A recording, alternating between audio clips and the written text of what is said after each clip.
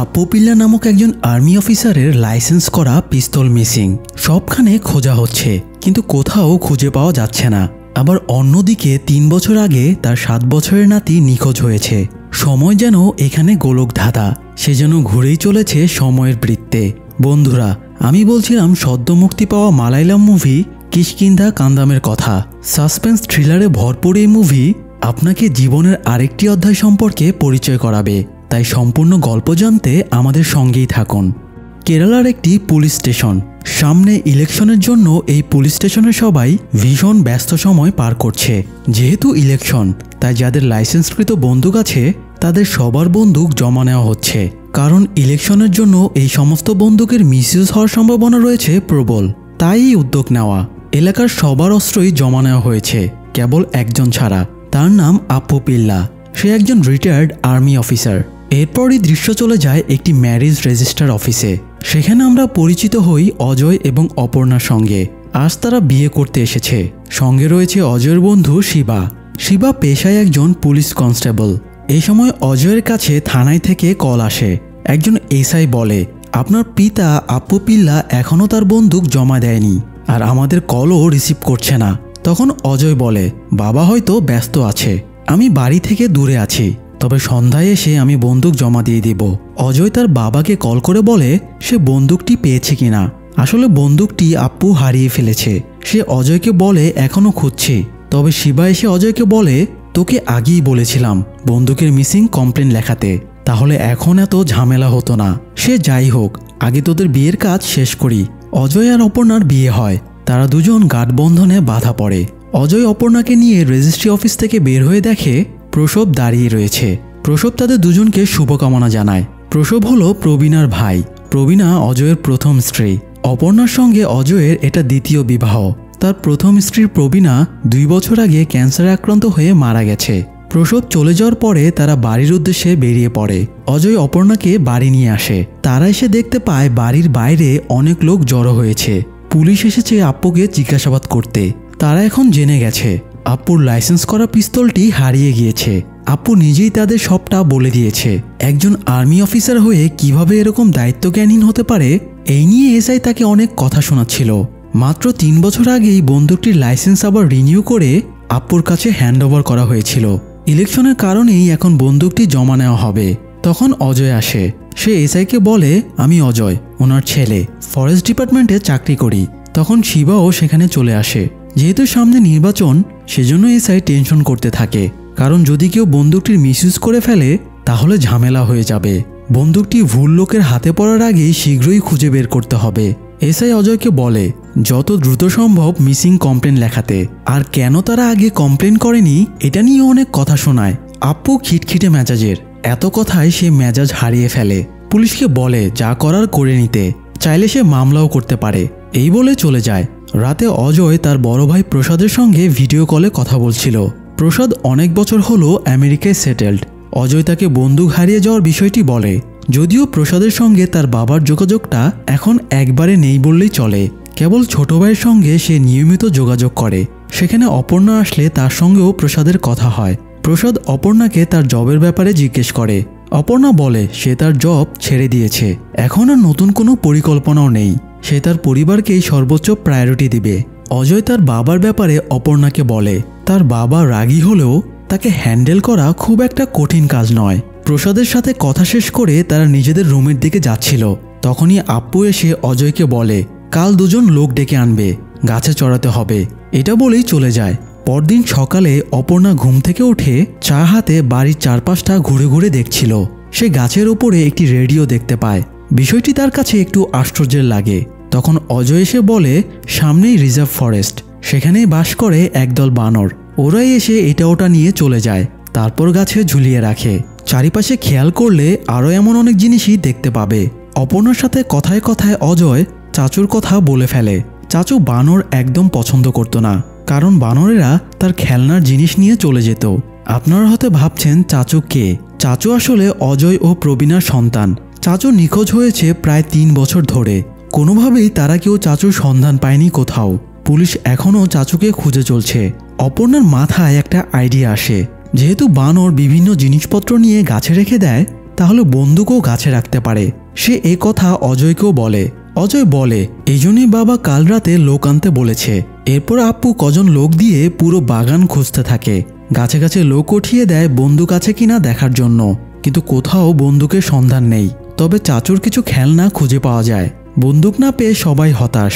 আপ্পু নিজের রুমে রেডি হচ্ছিল। সে কিছু নোটবুক নিজের সঙ্গে নেয়। রুম লক করার সময় দেখে লক নষ্ট হয়ে গেছে, তাই সে রুম ওইভাবে রেখেই বেরিয়ে পড়ে। এরপর আপ্পু গাড়ি নিয়ে জঙ্গলের কাছে এসে থামে। সে আসলে সুমোদ নামের একজনের সঙ্গে দেখা করতে এসেছে। সে এই জঙ্গলেই থাকে। সুমোদ মদের ব্যবসা করে, কয়েকবার জেলও খেটেছে। কেউই তাকে ভালো চোখে দেখে না। কিন্তু এখন প্রশ্ন হলো আপ্পুর সঙ্গে সুমোদের কি দরকার থাকতে পারে। অন্যদিকে অপর্ণা এক সংস্থার সঙ্গে ভার্চুয়ালি যোগাযোগ করে চাচুকে খোঁজার জন্য। অজয় সেই সংস্থার এক কর্মীর সঙ্গে কথা বলে। সে তাকে চাচুর ব্যাপারে সমস্ত ইনফরমেশন দেয়। 3 বছর আগে মার্চের 20 তারিখ চাচু নিখোঁজ হয়। তখন সে 7 বছরের বালক ছিল। অজয় চাচুকে খোঁজার সব রকম চেষ্টা চালিয়ে যাচ্ছে। পরদিন অজয় অফিসে কাজ করছিল। নতুন বিবাহিত জীবন শুরু হয়েছে, এই নিয়ে তার কলিগরা বেশ মজা নিচ্ছিল। তখন অফিসের একজনের ফোনে একটা কল আসে। জঙ্গলের 11 নম্বর ব্লকে শ্যুট করা হয়েছে। খবরটি মুহূর্তে ছড়িয়ে পড়ে। আর্মি এবং পুলিশ ঘটনাস্থলে গিয়ে পৌঁছেছে। অজয় তার এক কলিগকে নিয়ে বেরিয়ে যায়। এদিকে আপ্পু ভিএমসি হসপিটালে এসেছে। সে হসপিটালের স্টাফের কাছে কোনো একটা রিপোর্ট চাচ্ছিল। স্টাফ তাকে সেক্রেটারির রুমে যেতে বলে। সেও টিভিতে এই গুলিবর্ষণের খবরটি দেখতে পায়, তবে তার মধ্যে তেমন কোনো প্রতিক্রিয়া দেখা যায় না। অজয় ঘটনাস্থলে এসে পৌঁছেছে। সে একজনের সঙ্গে কথা বলে জানতে পারে এটা কোনো রাইফেল থেকে চালানো গুলি নয়, ছোট বন্দুক থেকে ফায়ার করা হয়েছে। অজয় কিছুটা টেনশনে পড়ে যায়, কারণ তার বাবার বন্দুকটি খুঁজে পাওয়া যাচ্ছে না। যদি সেই বন্দুক থেকে ফায়ার করা হয় তবে এর দায়ভার ওদের ওপর এসেই পড়বে। রাতে অজয় তার বড় ভাই প্রসাদের সঙ্গে কথা বলে। সে আজকের বিষয়টি তাকে জানায়। এমনকি সুমোদের ব্যাপারও বলে যে তার সঙ্গে বাবা এখনও যোগাযোগ রেখেছে। প্রসাদ বলে হতে পারে এটা অন্য কোনো বন্দুক থেকে শ্যুট করা হয়েছে। যেহেতু সুমোদ মদের ব্যবসা করে তাই তার থেকে বাবাকে দূরে রাখতে বলে। তাদের কথা বলার মাঝে অজয়ের ভাতিজি এসে উপস্থিত হয়। প্রসাদের মেয়েকে দেখে অজয় কিছুটা আবেগপ্রবণ হয়ে পড়ে। তার চাচুর কথা মনে হতে থাকে। অজয়ের কথা বলা শেষ হলে অপর্ণা তাকে বলে 7:30 বেজে গেছে আর বাবা এখনও বাড়ি ফিরেনি। অজয় তাকে বলে সে তার সময় মতো ফিরে আসবে, তাকে নিয়ে চিন্তা না করতে। অজয় রাতের খাবার খেতে বসেছিল, তখনই তার বাবার কল আসে। সে বলে তার গাড়িটি স্টার্ট নিচ্ছে না, জঙ্গলের মাঝে সে আটকে রয়েছে। অজয় অপর্ণাকে নিয়ে দ্রুত বেরিয়ে পড়ে। সে গিয়ে দেখে আপ্পু দাঁড়িয়ে রয়েছে। অজয় আপ্পুর গাড়ি চেক করে। সে গাড়িতে উঠে স্টার্ট দেয় আর সঙ্গে সঙ্গে গাড়িটি স্টার্ট নেয়। গাড়িটি তো ঠিকই আছে, কিন্তু তার বাবা কেন বলল স্টার্ট নিচ্ছে না। অজয় আর বেশি কিছু না ভেবে তাদের নিয়ে বাড়ি ফিরে আসে। রাতে আপ্পু বাড়ি থেকে বেরিয়ে একটু দূরে কিছু কাগজপত্র আগুনে জ্বালিয়ে দিচ্ছিল। অপর্ণা সেটা দেখতে পেয়ে অজয়কেও জানায়। আসলে ব্যাপারটি কি ঘটেছে তা দেখার জন্য তারা বের হতে যাচ্ছিল, কিন্তু ততক্ষণে বৃষ্টি শুরু হয়ে যায়, তাই আর তারা যেতে পারে না। সকালবেলায় তারা দুজন সেই স্থানে যায়। ওরা দেখতে পায় ছায়ের স্তর জমে গেছে। বোঝাই যাচ্ছে অনেকদিন ধরে এখানে কাগজপত্র জ্বালানো হচ্ছে। অপর্ণার কাছে বিষয়টি সন্দেহজনক মনে হয়, তবে সে কিছু বলে না। অপর্ণা এবং অজয় যে ওখানে গিয়েছে তা আপু বাড়ি থেকে দেখতে পায়।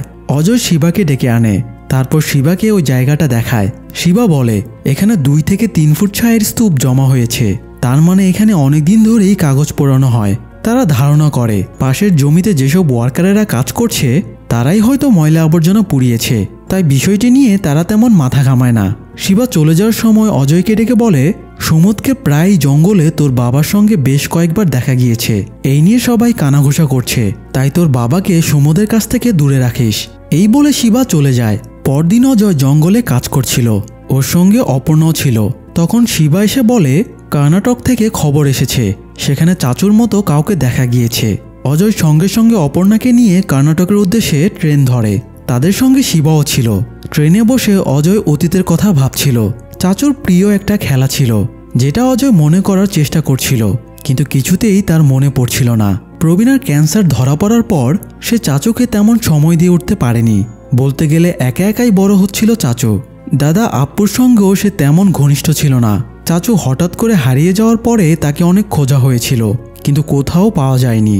ওদিকে আপ্পু নিজের ঘরে বিভিন্ন কাগজপত্র ফাইল ঘেটে দেখছিল। সে যেন কিছু একটা খুঁজতেছিল। সেখানে আমরা চাচুর ছবি দেখতে পাই। অর্থাৎ আপ্পু চাচুর কেসটি নিয়ে তদন্ত করছিল, যেখানে যত ইনফরমেশন আছে সে কালেক্ট করে রেখেছে। চাচুকে খুঁজে বের করতে সে নিজের মতো চেষ্টা চালিয়ে যাচ্ছিল। এরপর সে আবারও সুমোদের সঙ্গে দেখা করে। এদিকে অজয় আর অপর্ণা কর্ণাটক গিয়ে পৌঁছায়। পুলিশ তাদের একটা মর্গে নিয়ে যায়। সেখানে চাচুর মতো দেখতে কারো লাশ এসেছে। অজয় ভয়ে ভয়ে চেক করে, কিন্তু পরে দেখে সে আসলে তার ছেলে চাচু না। তারপর তারা ফিরে আসে। পরদিন এক মহিলা জরিপের কাজে অজয়দের বাড়িতে আসে। অজয় তখন বাড়ি ছিল না। আপ্পু সেই মহিলার সঙ্গে কথা বলছিল। মহিলাটি মূলত বাড়ির সবার সম্পর্কে জানতে চাচ্ছিল, কিন্তু আপ্পু তাকে সরাসরি কিছুই বলে না। তার হাতে একটা ডকুমেন্টস ধরিয়ে দিয়েছিল। বারবার যখন মহিলাটি সবার সম্পর্কে জিজ্ঞাসা করছিল, তখন আপ্পু ফোন দেখে দেখে সেসব প্রশ্নের উত্তর দিচ্ছিল। দূর থেকে বিষয়টি অপর্ণার নজর এড়ায় না। রাতে অপর্ণা অজয়কে বলে, বাবার ব্যবহার তার কাছে অনেক আজব লাগে। কখনো মনে হয় খুব রেগে আছে, আবার দেখে মনে হয় যেন কিছুই ঘটেনি। এমনকি অপর্ণাকে কখনো নাম ধরে ডাকে না, সবসময় শব্দ করে, নয়তো ইশারা। তখনই সেখানে আপ্পু এসে অজয়কে বলে, এখনও কাঠমিস্ত্রি ডাকা হয়নি কেন? কারণ তার রুমের দরজার তালা নষ্ট হয়ে আছে। যাওয়ার সময় আপ্পু অপর্ণার দিকে এক দৃষ্টিতে তাকিয়ে থাকে। অজয় কিছু একটা বুঝে যায়। সে অপর্ণাকে জিজ্ঞাসা করে, তুমি কি বাবার ঘরে গিয়েছিলে? বাবা তার ঘরে ঢোকা এবং তার জিনিসপত্র ঘাটাঘাটি করা একদমই পছন্দ করে না। অপর্ণা বলে, যদি পরিবারের কেউ তার ঘরে প্রবেশ করে, সে কেন সেটা পছন্দ করবে না? আসলে অপর্ণার তার শ্বশুরের উপর শুরু থেকেই সন্দেহ হয়েছিল। আপ্পুর কিছু কিছু কাজ অনেক সন্দেহজনক। এই যেমন সে কারোর সঙ্গে কথা বলতে গেলে নোটবুক দেখে দেখে কথা বলে। সেদিন আপ্পুর এক বন্ধু দেখা করতে এসেছিল। আপ্পু খুবই ফর্মাল বিহেভ করছিল আর একটু পর পর নোট দেখছিল। দূর থেকে অপর্ণা এটা খেয়াল করে। আবার সেদিন যখন আপ্পু কল দিয়ে জানায় গাড়ি স্টার্ট নিচ্ছে না, তখনও তার সন্দেহ হয় বিষয়টি হয়তো এমন, বাবা ভুলে গিয়েছে বাড়ির রাস্তা কোনটা। এরপর অপর্ণা অজয়কে বলে, আমি বাবার ঘর থেকে ডিপ্রেশনের ওষুধ পেয়েছি, তোমার কি এখনও বিষয়গুলি সাধারণ মনে হয়? অজয় বলে, বাবার ভুলে যাওয়ার রোগ রয়েছে, আর এই বিষয়টি প্রথম চাচু বুঝতে পারে। এরপর অজয় অপর্ণাকে অতীতের কথা বলতে শুরু করে। সময় অতীতে চলে যায়। প্রবীণার ক্যান্সার হওয়ার পর থেকে চাচু আপ্পুর সঙ্গেই বেশি সময় থাকত। তাই সে তার দাদার সব বিষয়ই খেয়াল করত, কখন কোথায় কি রাখত, কি করত। একটা সময় সে বুঝতে পারে তার দাদার ভুলে যাওয়ার রোগ রয়েছে। সে কিছুই মনে রাখতে পারে না। সে তার মা বাবাকে বিষয়টি জানায়। সেদিন রাতে খাওয়ার সময় অজয় তার বাবাকে ভালো একজন ডক্টর দেখাতে বলে, কিন্তু তার বাবা এতে প্রচণ্ড রিয়্যাক্ট করে। সে কোনোভাবেই চাচ্ছিল না তার এই রোগের বিষয়টি কেউ জেনে যাক। তারপরও অজয় তার চেষ্টা চালিয়ে যায়। বিষয়টি সমাধানের জন্য সে তার বাবার বন্ধু জ্যাকবকে ডেকে নিয়ে আসে। সে জ্যাকবকে তার বাবার বিষয়ে বলে। তার বাবা মানুষের সঙ্গে তেমন মিশে না, আবার তাকে দেখে মনে হয় সে যেন কিছু মনে রাখতে পারে না। তখন জ্যাকব বলে, তোমার বাবার ভুলে যাওয়ার রোগ রয়েছে, সেজন্যই তোমার বাবাকে বাধ্যতামূলক অবসরে পাঠানো হয়েছে। এই বিষয়টি আপ্পু অজয় এবং প্রবীণার থেকে একদম গোপন করে গিয়েছিল। এখন সৃষ্টিকর্তা ভালো জানেন আপ্পুর মানসিক অবস্থা কোন পর্যায়ে আছে। তার কি আদৌ কিছু মনে আছে, নাকি সে সবটাই ভুলে যায়? জ্যাকব আরও বলে, তোমার বাবা একজন স্ট্রিক্ট আর্মি অফিসার ছিল, কিন্তু তার মধ্যে যদি কোনো কমতি থাকে তাহলে সে কোনো কিছু মনে রাখতে পারত না। এই নিয়ে আমাদের মধ্যে খুব গসিপ হতো, তবে বিষয়টি শুরুতে আমরা তেমন গুরুত্ব দেইনি। তবে একদিন তোমার বাবার বন্দুক হারিয়ে যায়। এটা উপরমহল অবধি চলে যায়। সব জায়গায় বন্দুক খোঁজা হয়, কিন্তু কোথাও পাওয়া যায় না। পরে একদিন সেটা ওয়াশিং মেশিনে পাওয়া যায়। এটা অথরিটির কাছে পৌঁছে গেলে সবাই মিলে সিদ্ধান্ত নেয় তাকে বাধ্যতামূলক অবসরে পাঠানোর, কারণ বিষয়টি বাইরে প্রকাশিত হলে আর্মিদের জন্য তা লজ্জাজনক হবে। এবার অজয় জিজ্ঞাসা করে, তাহলে বাবা আপনাকে কিভাবে মনে রেখেছে? জ্যাকব বলে, তোমার বাবার ঘরে আর্মিতে থাকা সময়ের অনেক ছবি দেয়ালে লাগানো রয়েছে, তা দেখেই সে মনে রাখে। আর দৈনন্দিন জীবনে ঘটে যাওয়া সবকিছু সে নোটবুকে লিখে রাখে। সময় বর্তমানে ফিরে আসে। অপর্ণা বুঝতে পারে কেন অজয় তাকে কিছু বলেনি। তার নিজের কিছুটা হলেও গিল্টি ফিল হয়। এরপর অপর্ণা ল্যাপটপে চাচুর বিভিন্ন ছবি ভিডিও দেখছিল। ছেলেটার প্রতি তার কেমন যেন মায়া জন্মে গেছে। একটা ভিডিওতে অপর্ণা হঠাৎ দেখে বাবা চাচুকে বকা দিচ্ছে। তার কাছে এটা কেমন যেন লাগে। সে অজয়কে জিজ্ঞেস করে, বাবা আর চাচুর মধ্যে সম্পর্ক কেমন ছিল? অজয় বলে, যেহেতু বাবা আর্মি পারসন, তাই তার কঠিন রুলস চাচু নিতে পারত না। এতে সে প্রায়ই অ্যাগ্রেসিভ হয়ে পড়ত। বিষয়টি নিয়ে আমিও টেনশনে ছিলাম। তখন অপর্ণা বলে, চাচু যদি নিখোঁজ হয়, সেদিন তো তুমি প্রবীণাকে নিয়ে হসপিটালে গিয়েছিলে। হতে পারে বাবা চাচুর নিখোঁজ হওয়ার সম্পর্কে কোনো তথ্য জানে, কিন্তু সে হয়তো তা ভুলে গিয়েছে, কারণ সেই সময় চাচুর সঙ্গে বাড়িতে একমাত্র বাবাই ছিল। অপর্ণার কথা শুনে অজয় গভীর চিন্তায় পড়ে যায়। সে সময় তারা পুলিশের গাড়ির আওয়াজ পায়। অজয়দের বাড়ির কাছে কিছু জমি তারা 2 বছর আগে প্রতিবেশীর কাছে বিক্রি করে দিয়েছিল। এখন তারা সেখানে বাড়ি নির্মাণ করছিল। তো বাড়ি তৈরির জন্য লেবাররা যখন মাটি খনন করছিল তখন তারা সেখানে একটা কঙ্কাল খুঁজে পায়, ছোট আকৃতির একটি কঙ্কাল। পরে তারা পুলিশকে ইনফর্ম করে। অজয় অপর্ণাও দেখতে যায় আসলে কি ঘটেছে। তারা গিয়ে কঙ্কালটি দেখতে পায়। দুজনের চোখে মুখে আতঙ্ক, এটা তো আবার চাচুর মৃতদেহের কঙ্কাল নয়। তখন শিবা এগিয়ে এসে বলে, তুই এখানে কেন? আমি যাওয়ার সময় তোর সঙ্গে দেখা করে যাব। অজয় শুধু জিজ্ঞাসা করে, কঙ্কালটি কার জানা গেছে? শিবা জানায়, ফরেন্সিক টিম আসছে, আসলেই জানা যাবে। এরই মাঝে ফরেন্সিক টিম এসে পৌঁছায়। তারা পরীক্ষা নিরীক্ষা করে জানায় এটা কোনো মানুষের কঙ্কাল নয়, বরং এটা বানরের কঙ্কাল। কঙ্কালটি ভালোভাবে পরীক্ষা করে দেখতে ল্যাবে নিয়ে যায়। রাতে ফরেন্সিক ল্যাবের একজন ডক্টর অজয়ের সঙ্গে দেখা করতে আসে। যেহেতু সে একজন ফরেস্ট অফিসার, তাই সে অজয়কে বলে, বানরের কঙ্কাল পাওয়াটা আমরা খুব স্বাভাবিকভাবেই নিয়েছিলাম, কিন্তু কেসটা অনেক জটিল, কারণ বানরটি বন্দুকের গুলিতে মারা গিয়েছে। শুধু তাই নয়, 3 বছর আগে এই ঘটনাটা ঘটেছে যখন জমিটির মালিক অজয়রা ছিল। তাই এটার দায়ভার এখন অজয়দের কাঁধে এসেই পড়বে। বর্তমান মালিকের এতে কিছু যায় আসে না। অজয় বাড়ি ফিরে অপর্ণাকে সমস্ত ঘটনা জানায়। পুলিশের কাছে বানরের পোস্টমর্টেমের রিপোর্ট এসেছে। বানরের গায়ে যে গুলি লেগেছে তা কোনো রাইফেলের নয়, একটা ছোট পিস্তল থেকে শুট করা হয়েছে। তো স্বাভাবিকভাবে কেউ শিকারের উদ্দেশ্যে বানরটিকে গুলি করেনি। আবার 3 বছর আগে যখন চাচু নিখোঁজ হয়েছিল তখনই বানরটি মারা যায়। সব মিলিয়ে পুলিশের সন্দেহের তীর আপ্পুর উপর এসে পড়ে, কারণ তার বন্দুক এই মুহূর্তে মিসিং, বা কবে থেকে মিসিং তারা জানে না। কারণ ইলেকশনের জন্য বন্দুক জমা নেওয়া না হলে কেউই বিষয়টি ধরতে পারত না। এখন সবারই মনে হচ্ছে আপ্পু হয়তো কোনো বিষয় লুকিয়ে যাচ্ছে। অজয় জঙ্গলের মধ্যে দিয়ে গাড়ি চালিয়ে যাচ্ছিল। সে হঠাৎ তার বাবাকে দেখতে পায়। তার বাবা আবার সুমোদের সঙ্গে দেখা করতে এসেছে। এরপর তার বাবা যখন চলে যাচ্ছিল তখন অজয় গাড়ি থামিয়ে তার বাবাকে গাড়িতে তুলে নেয়। যদিও সে সুমোদের ব্যাপারে কোনো প্রশ্ন করে না, তবে বানরের কেসটি নিয়ে কথা বলতে থাকে। ছোট পিস্তলের কথা শুনে তার বাবা রেগে বলে ওঠে, তুমি কি আমায় সন্দেহ করছো? আমার পিস্তল থেকে কি বানরের গায়ে গুলি লেগেছে? অজয় তার বাবাকে শান্ত হতে বলে আর বলে, পুলিশ এ ব্যাপারে আপনাকে প্রশ্ন করতে পারে। আপ্পু আর কিছুই বলে না, চুপ করে থাকে। পরের দিন আবার আপ্পু সেই ভিএমসি হসপিটালে যায়। সেদিনের মতো কোনো একটা রিপোর্ট কালেক্ট করে, তারপর নোটবুকে কিছু একটা লিখে রাখে। তারপর বাড়ি ফিরে আসে। আজও বাড়ি ফেরার পথে সে রাস্তা ভুলে যায়। পরে যখন একটা বাস আসে তখন ওই বাসকে অনুসরণ করে সে বাড়ি ফিরে। এটা যেন তার নিত্য নৈমিত্তিক ব্যাপার হয়ে উঠেছে। এরপর একজন আপ্পুর সঙ্গে দেখা করতে আসে। তার নাম শেখর। সে পেশায় একজন সাইকিয়াট্রিস্ট, কিন্তু আপ্পুকে বলেছে সে একজন আর্মি পার্সন, যাতে করে আপ্পুর ট্রিটমেন্ট করতে সুবিধা হয়। এদিকে আপ্পু তার নোটবুক বের করে দেখছিল। সে সবার সম্পর্কে নোটবুকে লিখে রাখে। সেখানে লেখা ছিল সে শেখরকে আর্মি পার্সন মনে করে না। তাই সে শেখরকে নানা রকম প্রশ্ন করতে থাকে। শেখর বুঝতে পারে আপ্পু তাকে কথার জালে ফেলার চেষ্টা করছে, তাই সে বাড়ি থেকে চলে যেতে নেয়। তখন আপ্পু তাকে ধরে ফেলে। দুজনের মধ্যে বেশ ধস্তাধস্তি হয়। ধস্তাধস্তির এক পর্যায়ে আপ্পু পড়ে যায়। তখন মুহূর্তেই এতক্ষণ কি ঘটেছে তা সে ভুলে যায়। শেখর বুঝতে পারে আপ্পু সব ভুলে গেছে। সে সুযোগ বুঝে আপ্পুর নোটবুকের লেখা মুছে দেয়। আর তখনই অজয় আর অপর্ণা চলে আসে। ওরা এতক্ষণ বাড়িতে ছিল না। এরপর শেখরও চলে যায়। এদিকে দুজন ফটোগ্রাফার জঙ্গলে ফটো তুলতে যায়। তারা একটা বানরের হাতে বন্দুক দেখতে পায়। সেই দৃশ্য ক্যাপচার করে পুলিশের কাছে জমা দেয়। পুলিশ সন্দেহ করতে থাকে এটা আপ্পুর বন্দুক হতে পারে। তবে বন্দুকের সন্ধান যেহেতু পাওয়া গেছে, তাই এটা ওই এলাকার জন্য হুমকি স্বরূপ। তাই ওই এলাকায় 144 ধারা জারি করা হয়। সবাইকে সাবধান করা হয়। পুলিশ আপ্পুকে ডেকে আনে। তারপর ওই পিকচার দেখায়। আপ্পুর এমনিতেও কোনো কিছু মনে থাকে না, তবে সে বলে দেয় এটা তারই পিস্তল। কিন্তু অনেকেই তার সঙ্গে একমত হয় না, কারণ ছবি দেখেই বলা যায় না এটা আপ্পুর। সেম মডেলের অন্য বন্দুক হতে পারে, বা আবার এটা খেলনা বন্দুকও হতে পারে। সে যাই হোক, পুলিশ ডিপার্টমেন্ট সিদ্ধান্ত নেয় আপ্পুর লাইসেন্স ক্যান্সেল করার। যে কোনো সময় যে কোনো দুর্ঘটনা ঘটার চান্স রয়েছে। এরপর আমরা আবার দেখতে পাই আপ্পু নিজের রুম থেকে অনেকগুলো কাগজপত্র এনে সে একই জায়গায় পোড়াচ্ছিল। তখনই অপর্ণা এসে দেখে ফেলে।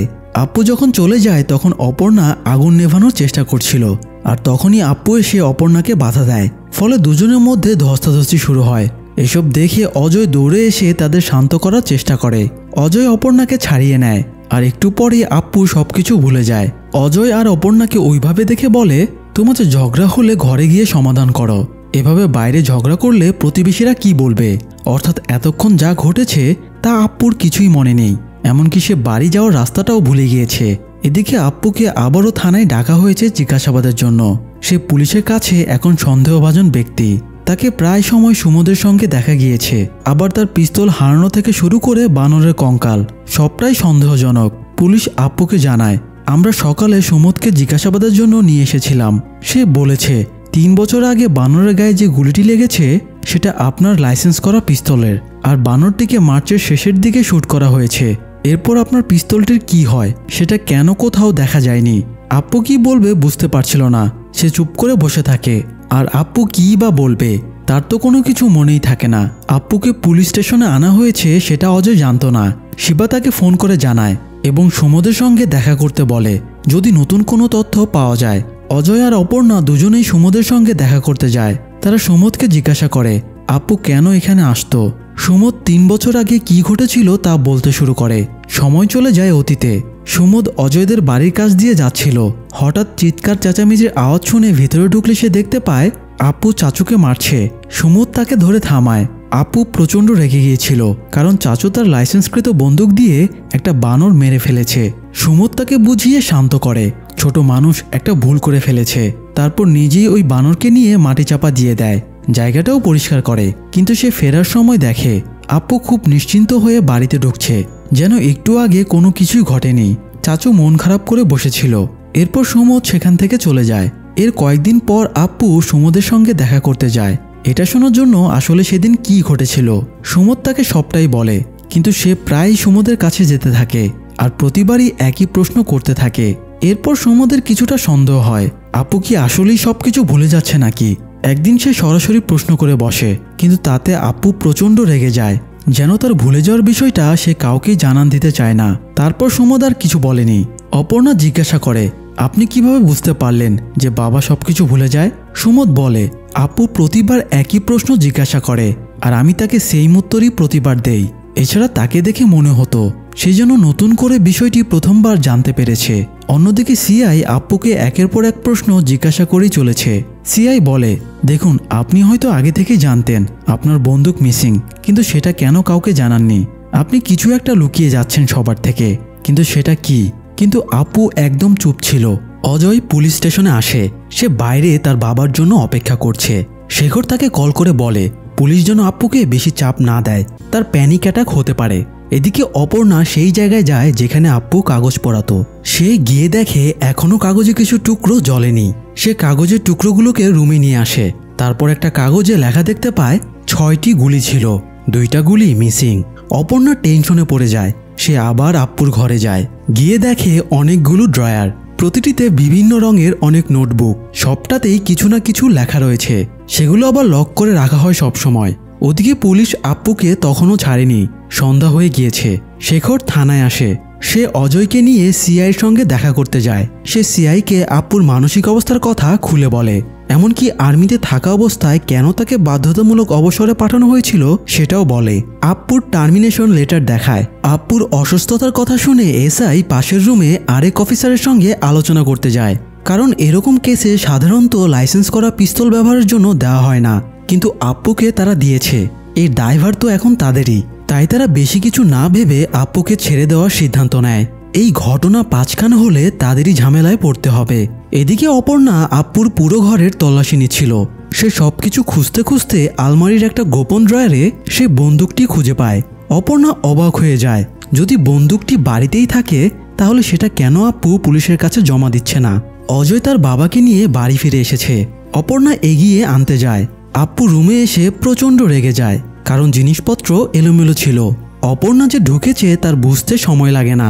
সে অপর্ণাকে বাইরে বেরিয়ে যেতে বলে। এরপর অপর্ণা শেখরের সঙ্গে কথা বলে। শেখর তাকে বলে আসলে আপ্পু নিজের সব কথা নোটবুকে লিখে রাখে, যেন ভুলে না যায়। এভাবেই সে সবকিছু মনে রাখে। তখন অপর্ণা প্রশ্ন করে কেউ যদি কিছু মনে রাখতেই চায় তাহলে সে কেন নিজের লেখা নোটবুক পুড়িয়ে দেবে। শেখর বলে হয়তো এমন কোনো স্মৃতি আছে যা সে মনে রাখতে চাইছে না, তাই সেগুলো পুড়িয়ে ফেলছে। আপ্পুর এই সমস্যা অন্যদের মাথা ব্যথার কারণ হলেও তার জন্য কিন্তু আশীর্বাদ। যা সে মনে রাখতে চায় না তা ডিলিট করে দেয়। ঠিক যেমন আমরা হোয়াটসঅ্যাপে টেক্সট ডিলিট করে দেই। অপর্ণার থেকে বিদায় নিয়ে শেখর চলে যায়। অপর্ণা দ্বিধাদ্বন্দ্বে পড়ে যায়। সে জানে না এমন কি মেমোরি থাকতে পারে যা বাবা পুড়িয়ে ফেলতে চাইছে। অজয় তার বাবাকে শান্ত করে রুমে আসে। তখন অপর্ণা তাকে সেই কাগজের টুকরো দেখায় যেখানে লেখা ছিল 2টো বুলেট মিসিং। সে অজয়কে বলে, আমার মনে একটি প্রশ্ন বারবার আসছে যে চাচু বানরটিকে কয়বার শ্যুট করেছিল। অজয় বলে, তুমি আজ বাবার রুমে গিয়েছিলে? অপর্ণা বলে সে গিয়েছিল। এটা শুনে অজয় বেশ রেগে যায় এবং বলে, তুমিও সবার মতো আমার বাবাকে সন্দেহ করছো? সে টেবিল থেকে সমস্ত কাগজের টুকরো ফেলে দেয়। অপর্ণাকে অনেক কথা শোনায়। অপর্ণা তখন বন্দুক বের করে বলে, এই বন্দুকের জন্যই এত কিছু, কিন্তু এই বন্দুকটি তোমার বাবার কাছেই ছিল। বলতে পারো সে কেন ইচ্ছে করে এটা লুকিয়ে রেখেছে? যদি তার কোনো উদ্দেশ্যই না থাকে। আমি এখানে ছুটি কাটাতে আসিনি, এটা আমারও পরিবার। অজয় নিজের ভুল বুঝতে পেরে অপর্ণাকে সরি বলে। আসলে তো এখানে অপর্ণার কোনো দোষ নেই, সে শুধু কৌতূহলবশত এগুলো করছে না। সেও চায় চাচুকে খুঁজে বের করতে। সে আবারও অজয়কে বলে, হতে পারে আমার সঙ্গে চাচুর কোনো সম্পর্ক নেই, কিন্তু আজ তো ওর তোমার সঙ্গে থাকার কথা ছিল। এই সমস্ত বিষয় চাচুর সঙ্গে জড়িয়ে আছে। বাবা নিশ্চয়ই আমাদের থেকে কিছু লুকিয়ে যাচ্ছে। আমার মনে হয় সে ভুলে যাওয়ার অভিনয় করে। সে তাই মনে রাখতে পারে যা সে ইচ্ছে করে, আবার যখনই কিছু জিজ্ঞাসা করা হয় ভুলে যাওয়ার অভিনয় করে। আমার মনে হয় সেদিন চাচুর সঙ্গে কি ঘটেছিল সে জানে, কারণ ওই দিন তোমরা কেউ বাসায় ছিলে না। অজয় বলে, চুপ করো, তুমি যে প্রশ্নের উত্তর খুঁজে যাচ্ছ বাবাও একই কাজ করছে। সেও খুঁজে যাচ্ছে সেদিন কি ঘটেছিল। সেও খুঁজে চলছে চাচুর নিখোঁজের পেছনে তার কোনো হাত রয়েছে কিনা। সে নিজেকে জানার চেষ্টা করছে। সে সেই সমস্ত জায়গায় যায় যেখানে চাচু যেত। চাচুর স্কুলে যায়, বন্ধুদের সঙ্গে কথা বলে, এখানে সেখানে ছুটে বেড়ায়, সবকিছু নোটবুকে লিখে রাখে। যখন সে সমস্ত ঘটনা জানতে পারে তখন আবার কাগজগুলো পুড়িয়ে দেয়। আমাদের থেকে লুকানোর জন্য নয়, তার নিজের স্মৃতি থেকে ডিলিট করার জন্য। আবার যখন সে সবকিছু ভুলে যায় তখন সে নতুন করে চাচুকে খোঁজা শুরু করে। আবার সেই সবখানে যায় যেখানে যেখানে চাচুর উপস্থিতি থাকতো। সব ইনফরমেশন নোটবুকে লেখা শুরু করে। এভাবে বারবার একই কাজ সে করে যাচ্ছে। এবার অপর্ণা বলে, তার মানে বাবা সমাধান করে ফেলেছে চাচুর সঙ্গে কি ঘটেছিল আর চাচু কবে নিখোঁজ হয়েছিল। যেদিন তুমি আর প্রবীণা হসপিটালে গিয়েছিলে। টেবিল থেকে অপর্ণা সেই ভিএমসি হসপিটালের পোড়া রিপোর্টের একটি অংশ পায় যেখানে ডেট লেখা ছিল 19 মার্চ। সে অজয়কে বলে, তোমরা 19 মার্চ হসপিটালে গিয়েছিলে, কিন্তু চাচু তো নিখোঁজ হয়েছিল 20 মার্চ। পুলিশের রিপোর্ট আর পত্রিকার তথ্য থেকে তাই পাওয়া যায়। তার মানে সেদিন তোমরা বাসায় ছিলে। অপর্ণার কথা শুনে অজয় কাঁদতে শুরু করে। এমন কিছু রয়েছে যা সে পুরো দুনিয়া থেকে লুকিয়ে গিয়েছে। এবার আমরা আসল সত্যের মুখোমুখি হব। চাচুর সঙ্গে কি ঘটেছিল। সময় অতীতে চলে যায়। 20 মার্চ। অজয় দুহাত ভর্তি শপিং করে বাসায় ফিরেছে। প্রবীণা আর চাচুকে ডাকতে ডাকতে সে ভেতরে যায়। ঘরে ঢুকে সে হতভম্ব হয়ে যায়। মেঝেতে চাচুর রক্তাক্ত লাশ, পাশেই পড়ে রয়েছে পিস্তল, আর প্রবীণা খাটের সঙ্গে ঠেস দিয়ে বসে রয়েছে। সে যেন কাঁদতেও ভুলে গিয়েছে। অজয় দৌড়ে চাচুর কাছে যায়, ওকে জাগানোর চেষ্টা করে, কিন্তু যে চলে গিয়েছে সে কি আর ফিরবে। প্রবীণা বলে, আমি বারবার চাচুর থেকে বন্দুকটি চাচ্ছিলাম, কিন্তু সে কিছুতেই দিচ্ছিল না। আচমকা ফায়ার হয়ে যায় আর চাচু মারা যায়। তুমি প্লিজ আমার ছেলেকে ফিরিয়ে আনো। স্বামী স্ত্রী আজ একমাত্র সন্তান হারিয়ে দিশেহারা। অজয়ের মাথা কাজ করছিল না, সে কি করবে। প্রবীণার অবস্থাও খুব খারাপ। সে নিজেকে নিজের সন্তানের হত্যাকারী ভাবছে। এরপর আপুও বাড়ি ফিরে আসে। সে এসে কিচেনে চা বানাতে যায়। অজয় তাকে বলার জন্য তার কাছে গিয়ে দাঁড়ায়, কিন্তু সে আবার আপন মনে বকবক করতে করতে বাড়ি থেকে বেরিয়ে পড়ে। অজয় প্রবীণার কাছে যায়। সে গিয়ে দেখে প্রবীণা অনেকগুলো পেন কিলার খেয়ে নিয়েছে।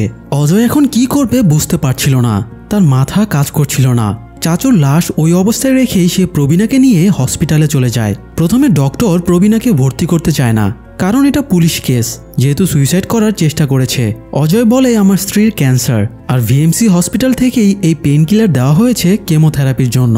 ডক্টর বলে, আমরা ডকুমেন্টস ছাড়া কিছুই করতে পারবো না। তখন অজয় ডকুমেন্টসের জন্য আবারও বাড়িতে আসে, কিন্তু এসে দেখে চাচু নেই। রক্তের কোনো চিহ্নও নেই, এমনকি বন্দুকটাও নেই। সে পাশের রুমে গিয়ে দেখে আপু খাবার খাচ্ছে। খাওয়া শেষ করে আবার নিজের রুমে চলে যায়, যেন কিছুই ঘটেনি, সব ঠিক আছে। এরপর কয়েক মাস পরের দৃশ্য দেখানো হয়। প্রবীণাকে বাড়িতে আনা হয়েছে। সে খুবই অসুস্থ। অজয় তার সেবা করছিল। হঠাৎ সে জানালা দিয়ে দেখতে পায় আপু একটু দূরে অনেকগুলো কাগজ পুড়িয়ে ফেলছে।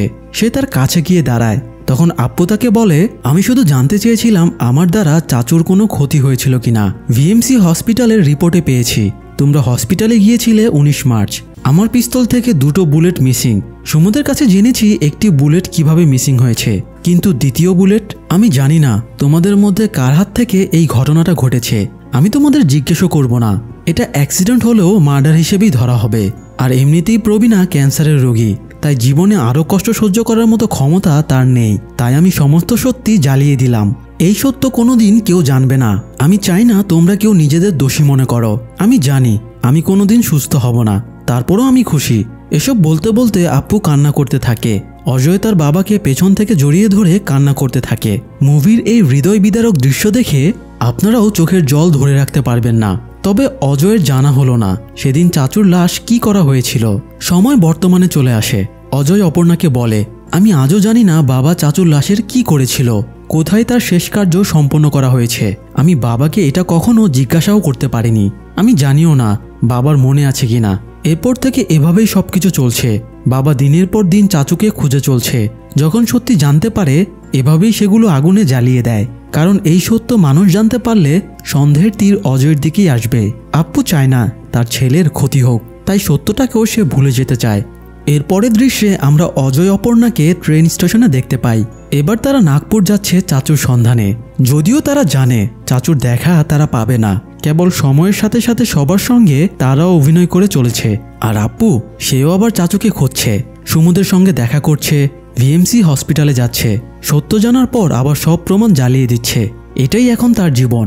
নিয়তি তার সঙ্গে নোংরা খেলায় মেতে উঠেছে। সময়ের বৃত্তে তাকে বন্দি করে ফেলেছে। আপ্পু কোনোদিন এই গোলকধাঁধা থেকে বের হতে পারবে কিনা জানা নেই। তবে চাচুর লাশ সে কি করেছিল এটা সারা জীবন রহস্যময় হয়েই থাকবে। সেই মুহূর্ত হয়তো চিরদিনের জন্য আপ্পুর ব্রেইন থেকে মুছে গিয়েছে। সে চাইলেও তা কখনো জানতে পারবে না। কিছু কিছু সময় বাস্তবতা আমাদের সঙ্গে চরম নিষ্ঠুর আচরণ করে। আমরা চাইলেও কিছু করতে পারি না। আমাদের শুধু অভিনয় করে যেতে হয়। সত্য জানার পরেও চুপ থাকতে হয়। জীবনের স্রোতে নিজেকে ভাসিয়ে নিয়ে যেতে হয়। এটাই হয়তো জীবনের গতি। দর্শক, ভিডিও ভালো লাগলে চ্যানেলটি সাবস্ক্রাইব করে আমাদের পাশেই থাকবেন।